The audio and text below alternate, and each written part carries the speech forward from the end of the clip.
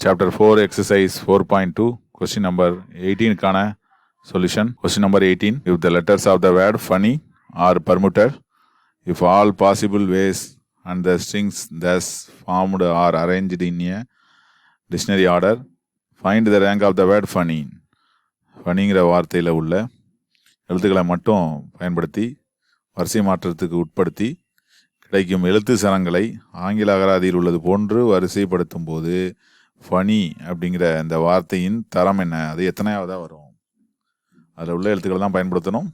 ஆங்கில அகராதிப்படி ஏபிசிடின்னு வரிசைப்படுத்தி எழுதும்போது அதில் ஃபனிங்கிற வார்த்தை வந்து எத்தனையாவதாக வரும் அப்படின்னு சொல்லி நம்ம கண்டுபிடிக்கணும். இதில் பார்த்தோம்னா 2 எண் இருக்குது. இதுக்கு முன்னாடி இருக்க கணக்கெல்லாம் பார்த்தா ரிப்பீட்டட் லெட்டர்ஸ் இல்லை, இதில் ரிப்பீட்டட் இருக்குது. அதனால் கொஞ்சம் கவனமாக நம்ம போடணும். இதை 2 மெத்தடில் போடுவோம். இப்போ ஃபஸ்ட் மெத்தட் ஏற்கனவே பார்த்த மாதிரி நம்ம ஒரிஜினல் இது தான், இதையும் கற்றுக்கணும் அதையும் கற்றுக்கணும் அப்படிங்கிறது முக்கியமானது. ரெண்டுமே தெரிஞ்சுக்கிட்டா ரொம்ப நல்லது. இப்போ ஃபனி அப்படிங்கிறதுல ஆல்ஃபபெட்டிக் ஆர்டரில் எழுதினோம்னா ஃபஸ்ட்டு என்ன வரும்? எஃப் வந்துடும், அப்புறம் என், அப்புறம் யூ, அப்புறம் ஒய், இது மாதிரி வருது. அப்போ நமக்கு தேவையானது எஃப்பில் தான் ஆரம்பிக்குது. அப்போ எஃப்பில் ஆரம்பித்து எழுதுறதுலேயே நமக்கு தேவையானது கிடச்சிருது. அப்போ ஃபஸ்ட்டு எழுதணுமானா வேண்டியதில்லை, நமக்கு தேவையானது எஃப்பில் தான் ஆரம்பிக்கும். அப்போ எஃப்க்கு அப்புறம் எஃப்என்னில் ஆரம்பிக்கிறது எத்தனை அப்படின்னு சொல்லி நமக்கு அதை பார்க்கணும். எஃப்என்னில், அப்போ எஃப்என்னில் ஆரம்பிக்கும். ஏன்னா நமக்கு தேவையான வார்த்தை வந்து எஃப்யூவில் ஆரம்பிக்குது. அப்போ எஃப்என்னில் ஆரம்பிக்குதுன்னா மீதி இருக்கக்கூடிய எத்தனை எழுத்துக்கள் மிச்சம் இருக்குது? 3 இருக்குது. அவைகளுக்குள் உள்ள வரிசை மாற்றம் எவ்வளோதுன்னா 3 ஃபேக்டோரியல். அப்போ எவ்வளோதுன்னா 6. அடுத்து இன்னொரு எண் நமக்கு வராது. அடுத்து எஃப்என்னுக்கு அப்புறம் அடுத்து என்ன வரும்னா எஃப்யூ தான் வரும். ஓகே, அதனால் எஃப்யூவில் ஆரம்பிக்க தான் நமக்கு வேணும். அப்போது எஃப் ஓகே ஆகிடுச்சு, யூ ஓகே ஆகிட்டு, அப்புறம் மிச்சம் இருக்கிறது பார்த்தோம்னா என்என்ஒய் தான். அதுதான் நமக்கு தேவையானது. எஃப்யூவில் ஆரம்பிக்கிற முதல் எஃப்என்னுக்கு அப்புறம் எஃப்யூ தான் நம்ம ஆரம்பிச்சாகணும் ஆல்ஃபபெட்டிக் ஆர்டரில். ஏன்னா எஃப் 2வது என்னன்னு நம்ம சொல்ல முடியாது. எஃப்யூவில் ஆரம்பிக்கிறது 6, அதில் எஃப்என்னும் ஓகே. அப்போ எஃப்யூவில் ஆரம்பித்ததுக்கு முதல் வார்த்தையே வந்து நமக்கு தேவையானதாக மாறிவிடுது. அதனால் எஃப்யூஎன்என்ஒய் ஃபனி அப்படின்னு ஆரம்பிக்கிற வார்த்தை வந்து அடுத்தது தான். அப்போ அது வந்து அடுத்த 1. அப்போ 6 + 1 எவ்வளவு? 7.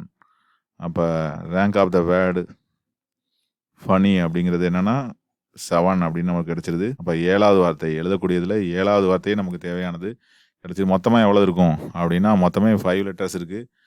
5 ஃபேக்டோரியல். அதில் பார்த்தோம்னா 2 எழுத்து ரிப்பீட்டடாக இருக்குது. அப்போ 5 ஃபேக்டோரியல்னால் எவ்வளவு? 120. அதில் டிவைடட் பை 2. அப்போ 60 வேர்ட்ஸ் தான் மொத்தமே எழுதலாம். அதில் ஃபனி அப்படிங்கிறது 7th தான் நமக்கு கிடச்சிருது. அதுக்கு முதல்ல நம்ம வந்து எஃப்என்னில் ஸ்டார்ட் பண்ணுறோம், அடுத்து எஃப்யூவில் ஸ்டார்ட் பண்ணுறோம். எஃப்யூவில் ஸ்டார்ட் பண்ணி அடுத்த அல்ஃபபெட்டிக் ஆர்டரில் மிச்சத்தை எழுதினோம்னாலே அது வந்து அப்படியே ஆர்டரில் எழுதினாலே அது வந்து முதல் வார்த்தையே நமக்கு தேவையான வார்த்தையாக கிடச்சிருது. இது நமக்கு ரேங்க் ஆஃப் த வேர்ட் அப்படின்னு பேர். இது முதல் மெத்தடு. 2வது மெத்தட் போகிறோம். 2வது மெத்தடு நமக்கு இது மாதிரி ரேங்க் கண்டுபிடிக்கிறதுல ரிப்பீட்டட் நம்ம இது வரைக்கும் பார்க்கல. இது முதல்ல உள்ளது. இப்போது என்ன கொடுத்துட்டாங்க வேணும்னா எஃப்யூஎன்என்ஒய் ஃபனி. இதில் ஆல்ஃபபெட்டிக் ஆர்டரில் நம்பர்ஸ் ப்ளேஸ் பண்ணுவோம். அதில் ஃபஸ்ட்டு 1, இது 2, மறுபடியும் 2 தான், இது 3, இது 4. இப்போ வழக்கம் போல் நம்ம என்ன பண்ணுவோம், இதில் இதுக்கு ரைட் சைடில் எத்தனை வந்து ஸ்மாலர் நம்பர் இருக்குது அப்படின்னு எழுதுவோம். எத்தனை இருக்குது? 1 இல்லை, 0. 3 விட ஸ்மாலர் வந்து 2 இருக்குது. 2 விட ஸ்மாலர் இருக்கான்னு தான் பார்க்கணும். ஸ்மாலர் அப்படிங்கிறது எதுவும் கிடையாது, அதனால் 0. 2 விட ஸ்மாலர் இருக்கா? இல்லை. 4 விட ஸ்மாலர் இருக்கா? இல்லை. அடுத்தது இதில் ஃபேக்டோரியல் நம்ம புட் பண்ணுவோம். எவ்வளவு? இது 0 ஃபேக்டோரியல், இது 1 ஃபேக்டோரியல், இது 2 ஃபேக்டோரியல், இது 3 ஃபேக்டோரியல், இது 4 ஃபேக்டோரியல். அப்புறம் இதில் ரிப்பீட்டட் இருக்கா அப்படின்னு பார்க்குறோம். ரிப்பீட்டட் இருக்கா? இதுக்கு இந்த பக்கத்தில் இருக்குது. அப்போ 2 ஃபேக்டோரியல், 2 தடவை ரிப்பீட்டாக இருக்குது. என்ன? இதுக்கு இந்த பக்கத்தில் 2 தடவை ரிப்பீட்டாக இருக்குது. அப்போ 2 ஃபேக்டோரியல். இது ரிப்பீட் ஆகிருக்கு, அதனால் இதுலேயும் சேர்த்துக்கணும். அடுத்ததில் சேர்க்காம விட்டணும். அது ஃபஸ்ட்டில் சேர்த்துக்கணும், அடுத்ததில் சேர்க்கக்கூடாது. அடுத்தது இதுக்கப்புறம் ரிப்பீட்டட் இல்லை. அப்போ 1 ஃபேக்டோரியல் 1 ஃபேக்டோரியல் போட்டுடலாம். இது 0 இருக்கிறனால இதெல்லாம் வரப்போகிறதில்ல. ஆனால் நமக்கு தேவையான ஆன்சர் +1 தான் வரப்போகுது அப்படிங்கிறது நமக்கு தெரிஞ்சாலும் இதை மல்டிப்ளை பண்ணிக்கலாம். இப்போ 0 தான் வரப்போகுது.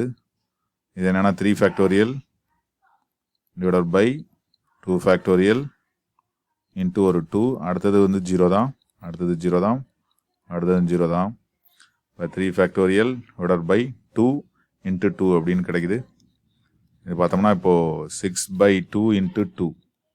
அப்புறம் லாஸ்ட்டாக ஒரு 1 எப்போதும் போல் 2 கேன்சல் ஆகிடுது. அப்போ ரேங்க் ஆஃப் த வேர்டு அப்படிங்கிறது 7ன்னு கிடச்சிருது. ரேங்க் ஆஃப் த வேர்டு அந்த வார்த்தையின் தரம், rank of the word funny அப்படிங்கிறதுக்கு தரம் அப்படிங்கிறது என்ன கிடச்சிருது 7 அப்படின்னு கிடச்சிருது. இதை நம்ம 2 முறையில் கண்டுபிடிச்சிருக்கோம்.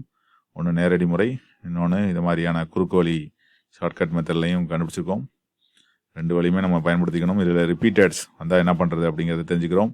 ரிப்பீட்டட் லெட்டர்ஸ் வந்துச்சுன்னா அது வர்ற வரைக்கும் ரிப்பீட்டட் லெட்டர்ஸ் இல்லை ஃபர்ஸ்ட் லெட்டர் வர வரைக்கும் அது ரிப்பீட்டட் அப்படிங்கிற மாதிரி நம்ம எடுத்துக்கிட்டு டிவைடட் பையில் 2 ஃபேக்டரியல் போகிறோம். அதுக்கப்புறம் அதை விட்டுறோம். இது எக்ஸசைஸில் சம் நம்பர் 18. தேங்க்ஸ் ஃபார் வாட்சிங்.